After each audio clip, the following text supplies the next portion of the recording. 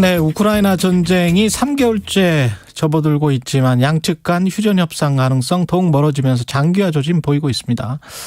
100일 가까이 돼가고 있습니다. 지난 3개월. 세계 경제 흐름 신환종 NH투자증권 FICC 리서치센터장 전화로 연결돼 있습니다. 안녕하세요. 네, 안녕하세요. 네, 휴일에 또 전화 연결해 주셔서 고맙습니다. 네, 반갑습니다. 예, 그 투표는 하셨어요? 네, 미리 했습니다. 아이고, 예, 다행이십니다. 금요일이면 지금 100일이 된답니다. 우크라이나 네. 전쟁이. 근데 우리는 지금 뭐 편안하게 이렇게 이야기하지만 사실은 전쟁 당하는 당사자들은 지금 뭐 정말 심각하죠. 덩달아서 그렇죠. 지금 세계 경제까지 심각해졌는데 간략하게 좀 정리를 좀 해 주십시오. 이번 전쟁. 네, 그 작년 말 올 초에 미국이 연준 월가 이제 금융기관에서 분석하시는 분들 예상했던 거하고 지금 많이 달라진 게 가장 중요한 게 이 우크라이나 전쟁이죠. 예. 이걸로 유가 급등했고요. 에너지 가격들, 그다음에 광물 가격, 식료품 가격 등등으로 전 세계적인 인플레 이런 부담들을 한 3개월, 4개월 동안 만들어냈고요.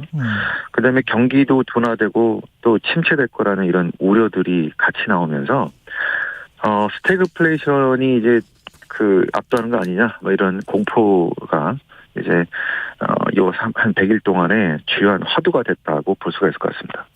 그 전쟁이 어떻게 보십니까? 오래 갈 것 같습니까? 제 생각에는 저는 좀 오래 갈 거로 보고 있는데요. 그리고 또 중요한 거는 이 전쟁이라기보다는 예.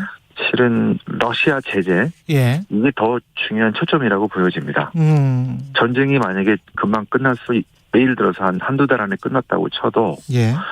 러시아에 대한 제재는 훨씬 더 강화될 가능성이 높습니다. 이 잔인한 전쟁에 대한 책임을 물어야 되니까요. 근데 지금은 유럽연합이 러시아에 대한 에너지 의존도가 높기도 하고 예. 아직 밝혀지지 않은 것도 많기 때문에 제대로 지금 제재를 못하고 있다고 보는 게 맞을 것 같습니다. 그렇죠. 가스랄지 석유 같은 경우도 완벽하게 금수 조치를 하고 있다 이렇게 보기는 힘들잖아요. 만약에 완벽하게 됐다 그러면 예. 기름값은 지금 한 2,100원 하잖아요. 예. 우리 섭달류가 아마 3,000원 갔을 겁니다. 완벽하게 했다면. 유럽연합도 지금 구멍이 숭숭 나 있고요. 예. 인도 같은 나라는 또 루블 직접 결제를 통해서 러시아에서 직접 원유를 또 갖고 오고 있습니다. 예. 등등을 통해서 지금 구멍이 숭숭숭 나 있기 때문에 예. 2,100원이다 이렇게 보시면 될 것 같습니다. 신환종 센터장님 지금 말씀하신 대로 전쟁이 끝나도 러시아에 대한 제재가 계속될 수 있다라고 하는 게 독일이나 다른 나라들 발표하는 거 보면 이게 몇 년도까지 다음 해까지 러시아에 대한 석유 의존도를 어떻게 줄인다, 가스 의존도를 어떻게 줄인다 이렇게 정부 계획을 지금 발표를 하고 있거든요. 네. 이걸 보면 전쟁이 끝난다고 하더라도 휴전 협정을 하든 어떻게 된다고 하더라도 러시아로부터 천연 자원이나 이런 거 의존하는 이 경제 체제를 EU가 좀 벗어나겠다라는 어떤 확고한 결심이 있는 것 같기도 하고요. 맞습니다. 그래서 이 전쟁 전후가 상당히 달라지는 아주 중요한 역사적인 사건이 될 것 같은데요. 예. 이 전쟁 전까지는 경제에 부담을 주는 어떤 정치적인 사건, 국제정치적인 어떤 이벤트 이런 거를 잘 안 만들었는데 바이든과 유럽연합이 이렇게 초강력 제재를 경제가 망가질 거를 알면서도 초강력 제재를 한 거는 탈냉전 이후에 만들어진 이 기존 질서를 지금 러시아가 심각한 도전을 통해서 붕괴시키려고 한다.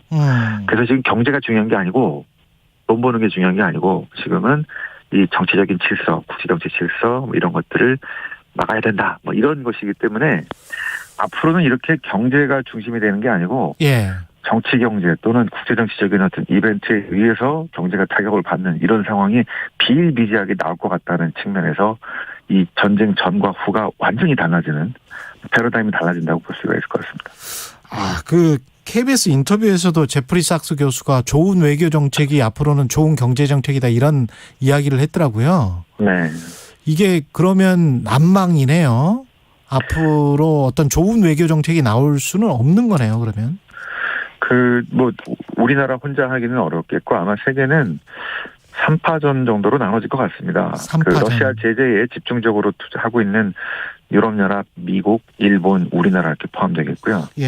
그다음에 권위주의 국가로 지금 러시아를 옹호하고 등등하는 이제 중국이라든가 러시아가 한편으로 되겠고, 신흥국들은 인도를 필두로 하는 뭐 브라질, 멕시코, 뭐 중동이든 저기 아시아든 이 신흥국들은 양쪽 다 어느 쪽에도 가담하지 않고 있습니다. 제재에도 동참하지 않고 있어요. 예. 그래서 이런 예전에 냉전 시대 때 제3세계처럼 예. 별도의 세력으로 남을 가능성이 상당히 높습니다. 아. 이렇게 나눠지는 구도화에서 우리 기업들, 우리 또 투자들 이런 것들이 앞으로 변화하는 질서에 따라서 어떤 식으로 가야 될 건지 지금 엄청나게 고민을 하고 있는 거죠. 갑자기 뭐 50년대, 60년대 반동회의 뭐 이런 거 생각나고. 맞습니다. 큰일이네요. 이렇게 되면은 기존의 세계화로 짜여진 질서가 경제 질서는 완전히 무너진다는 이야기입니까? 그 길게 본다면 예. 실은 지금 우리가 한 40년 동안의 이 신자유주의 저기 경제 정책에 너무 익숙해져 있어서 그렇죠. 돈 벌고 시장 중심에 효용 중심에 예. 이런 거에 익숙해져 있었지만 실은 역사를 길게 보면은 시장 중심의 그런 때는 별로 없었고요. 그랬죠. 예. 정부, 국가 이게 실은 반복돼 가고 있는데 지난 40년간의 이 신자유주의 경제 정책이 여러 가지 폐해를 낳았기 때문에 코로나 같은 전염병, 양극화, 여러 가지 갈등. 그래서 지금 국가 중심의 경제 철학으로 바뀌는 것도 있고요. 예. 국제 정치 차원에서도 40년대부터 80년대 후반까지가 냉전이었다고 한다면 지난 90년대부터 이제 한 30년 동안은 그 탈냉전이었지만 지금 다시 신냉전으로 갈 것 같아요. 이게 역사가 반복되는, 새롭다기보다는 역사가 지금 반복되는 느낌을 더 많이 받고 있다고 볼 수 있을 것 같습니다. 당장 걱정되는 게 인플레이션도 당장 걱정되지만 이렇게 되면 경제 사이즈, 경제 규모, 수출입, 교역 규모 이런 것들이 줄어들 가능성, 그렇게 되면 우리 같은 경우는 GDP의 절대적인 수준이 지금 수출입 의존도인데 이게 우리로서는 좀 걱정되는 측면이 많네요. 네, 그래서 아마 그 단기적으로는 아마 상당히 부담들이 많이 될 것 같고요. 예. 하지만 또 중기적으로 봤을 때 바뀌어가는 구도화에서 우리가 70년대, 80년대 가장 혜택을 본 나라 중에 하나였거든요. 이 냉전 구도화에서. 그랬죠. 예. 그래서 이 구도가 좀 달라진다면 그 구도화에서 우리가 어떤 혜택을 볼 건지를 보면 상당히 특히 저기 어떤 민주주의 동맹이라는 이 서방 진영의 주요한 핵심적인 제조업 기지로 배터리, 반도체, 자동차 등등의 중요한 기지로 작용할 가능성이 있을 가능성이 상당히 높아지고 있습니다. 그러면 중기적인 혜택들이 있기 때문에 단기는 조금 감내하더라도 그 변화에 잘 적응하는 게 중요하겠죠. 그 시간을 보는 게 중요할 것 같은데 중국에 대한 의존도 아까 지금 유럽과 미국과 한국, 일본의 연합이 있고 중국, 러시아가 있고 신흥국들이 있다면 중국, 러시아가 우리를 대하는 게 과거 같지는 않을 거 아니에요. 특히 중국이. 그렇습니다. 그럴 때 중국이 자기들 시장이랄지 이런 거를 얼마나 내줄 것이냐. 그리고 그 시간 안에 뭐 한 10년이나 20년 안에 우리가 다른 시장을 얼마나 개척할 수 있느냐 이런 것들은 어떻게 보세요? 그게 제일 어려운 것들인데요. 예. 그래서 이 우크라이나 전쟁 전에는 그런 변화가 한 5년에서 10년에 걸쳐서 천천히 만들어지겠다고 생각을 했는데 그랬죠. 이번에 러시아의 우크라이나 침공으로 인해서 엄청나게 빨라진 겁니다. 그렇죠. 그래서 몇 주 전에 있었던 바이든 대통령이 방한하면서 이제 이슈가 됐던 인도 태평양 경제 프레임 같은 거 이런 것들이 빨라지게 되면서 지금 그 기업들로서는 발등에 불이 이제 떨어지는 상황이라서 그렇지. 저희들은 이 우리의 특수성을 좀 양해를 받으면서 양쪽의 양해를 받으면서 최대한의 시간을 변화할 수 있는 시간을 확보하는 게 지금 중요할 것 같고 기업들은 거기에 맞춰서 이제 빠르게 변화를 이제 추진해야겠죠. 예. 우리 당장의 지금 경제 상황은 어떻게 보세요? 4월 통계청 그 발표 산업활동 동향 같은 거 보면 생산, 소비, 투자 이 3대 지표가 다 감소를 했던데. 네, 뭐 산업 생산 줄어든 감소한 거는 공급망 그 차질에 대해서 발생한 걸 맞고 소비도 지금 인플레이션이 식탁 물가 보면 엄청나게 올랐기 때문에 소비 전체적으로 줄어드는 건 뭐 당연한 것 같습니다. 그다음에 투자도 이 기업들 같으면 지금 이제 세계가 자꾸 분할되고 자, 중국이라든가 이런 투자를 과연 얼마나 해야 되냐 말아야 되냐 이런 문제들이 있기 때문에 예. 너무 불확실한 상황이기 때문에 지금 좀 감소하고 있다고 보고 있겠고요. 이런 추세는 좀 당분간 가지 않을까 싶습니다. 대기업들의 투자들이 막 얘기는 나오지만 이게 지금 상당히 장기간에 걸쳐 될 것들이고 예. 이게 투자가 우리나라에 될지 아니면 미국에 될지 이런 문제들이 남아있기 때문에 당분간은 조금 어려운 상황들이 계속된다고 보여지겠습니다. 예. 아, 그러면 설비 투자도 확 늘어날 것 같지는 않고 소비는 인플레이션 때문에 힘들고 그다음에 이제 금리 올라가면 또 대출 뭐 이자 갚느라고 그것도 좀 맞습니다. 영향을 미칠 거 아니에요? 미칩니다. 소비에 예. 영향을 미칠 겁니다. 그다음에 임금 압박도 분명히 있을 거고 이게 소득이 실질 소득이 감소를 하니까 인건비를 올려달라라는 또 노동자들의 요구가 있을 거란 말이죠. 맞습니다. 근데 임금이 예. 잘 안 올라가서 지금 문제죠. 다른 건 올라가는데 임금이 잘 아니 미국은 어떻게 그렇게 임금이 팍팍 올라가고 그렇게 고용률도 그렇고 그 경기는 왜 그래? 예. 예. 자산 가격이 급등한 그런 효과들이 있어서 예. 그 이제 일하려고 하는 구직을 하려는 사람들이 부족한 상태여서 이 역전이 된 상태였고요. 예. 그 구인보다 구직이 너무 적어서 그 이제 실업률도 상당히 낮고요.